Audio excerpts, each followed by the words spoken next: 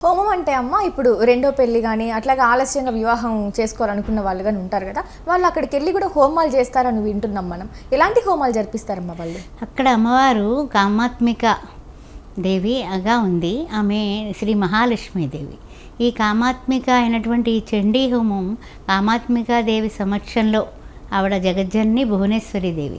అక్కడ మనం జరిపించినట్లయితే తప్పనిసరిగా వివాహం కానిటువంటి వాళ్ళకి వివాహాలు, పునర్వివాహం కోసం చూస్తున్న వాళ్ళకి వెంటనే తక్షణం పునర్వివాహం కుదరడం, అందువల్ల తర్వాత వారి ఏదైతే కామితాలు అంటే ఏదైనా సరే కామిత ఫలప్రదాయని అమ్మవారు.